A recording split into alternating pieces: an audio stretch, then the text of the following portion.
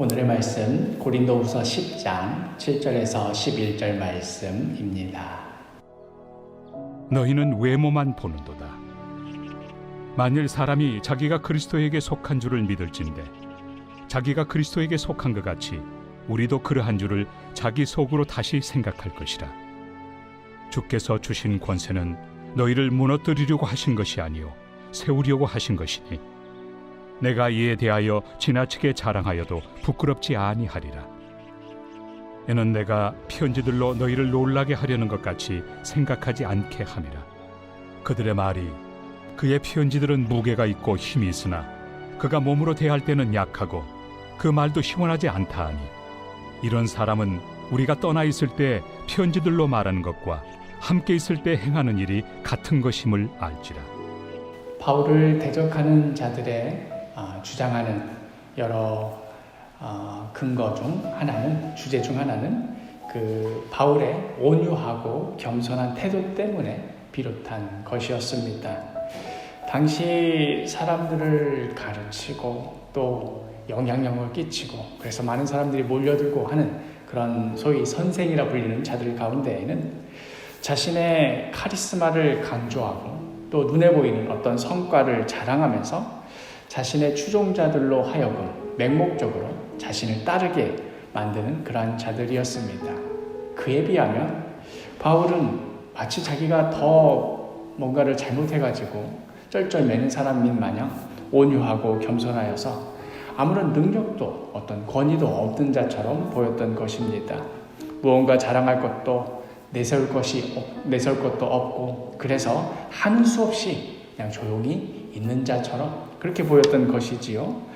바울은 이렇게 자신을 대적하는 자들의 말에 속아 넘어가서 자기를 대적하고 있고 같이 동조하고 있는 그런 고린도 교회 성도들을 향해 굳이 자신의 어떤 권위를, 자신의 사도됨을, 자신이 예수님의 제자임을 보여야 되는, 입증해 보여야 되는 그런 처지에 놓였던 것이지요. 이런 문제는 사실 예나 지금이나 별반 다를 바 없는 듯 합니다.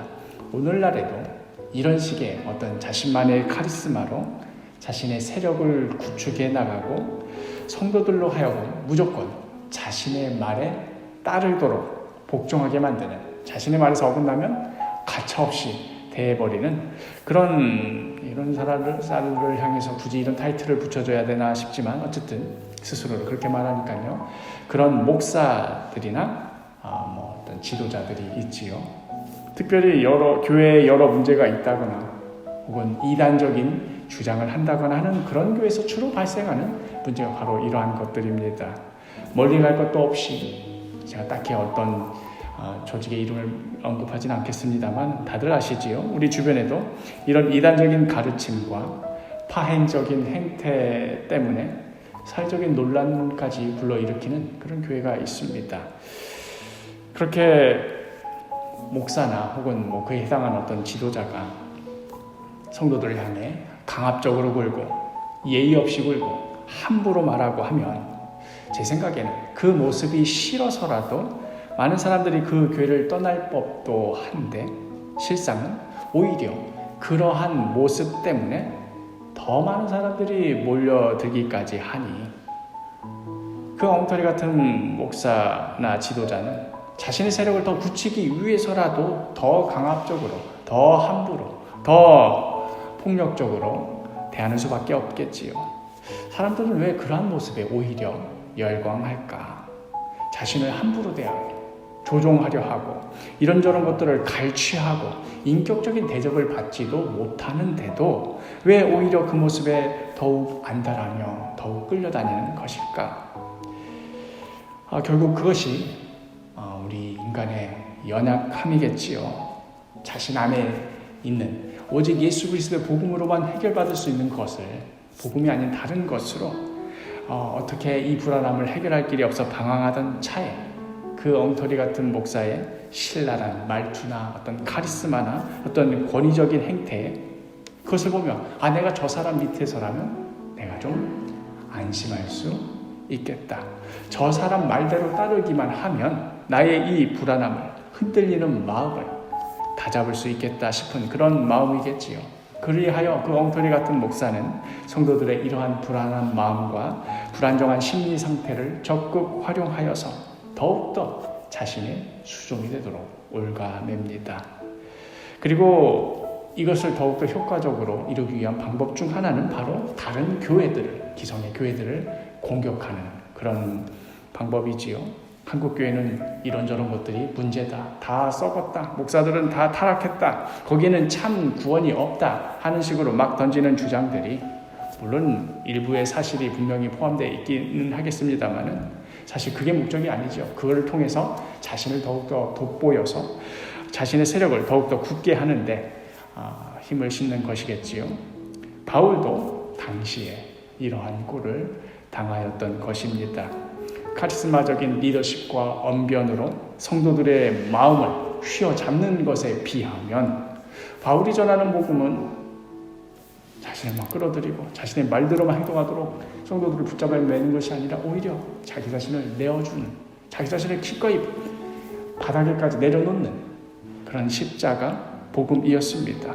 자신을 기꺼이 내어주고 자신을 희생하고 자신을 헌신할 때에 비로소 나 자신이 죽고 오히려 내 안에 살아계신 예수 그리스도가 드러나게 되는 그런 삶, 바로 이런 십자가 복음을 전하였습니다.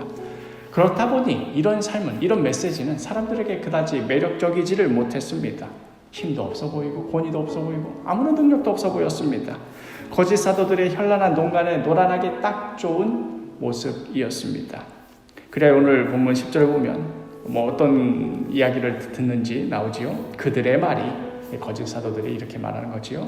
그의 편지들은 무게가 있고 힘이 있으나 그가 몸으로 대할 때는 약하고 그 말도 시원하지 않다 하니. 우리가 알고 있기로는 또 바울이 눈에 심각한 질병이 있다고 그렇게 알고 있지요.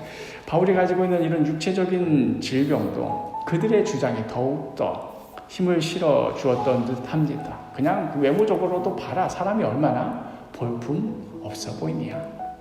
바울이 전하는 이 복음의 메시지를 보지를 못하게 하고 오히려 바울이 겉으로 보여지는 그 모습으로 그를 비방하고 그의 권위를 뭉개버리고 나아가서는 바울이 전하는 십자가 복음마저도 흐리게 만들었던 것입니다.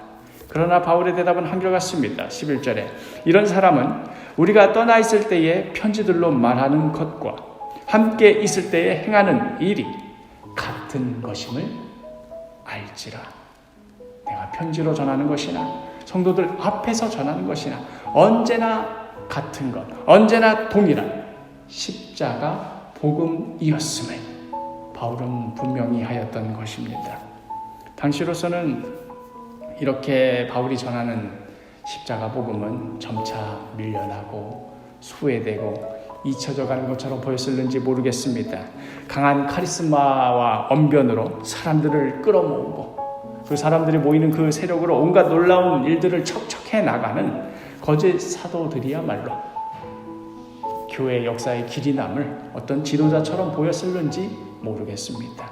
그러나 기독교 역사 2000년 이 역사가 증명해 보여주었지요. 오직 십자가 복음이야말로 참된 복음이요, 오직 십자가의 길만이 생명을 살리는 길이라는 것을 오늘날에도 마찬가지입니다. 온갖 거짓된 가르침과 현란한 언변과 이런저런 번쩍번쩍 빈다는 어떤 프로젝트로 사람들을 끌어모으고 놀라게 하고 어떤 자긍심을 심어주고 하는 이런 것들이 넘쳐나는 이 시대에도 오직 십자가 복음만이 생명을 살립니다. 오늘 하루도 우리 이 십자가 복음 굳게 붙들고 주님께서 우리 각자의 자리에서 불러주신 그 자리에 서서 묵묵히 주님을 따르는 그런 복된 하루가 되기를 간절히 축복합니다.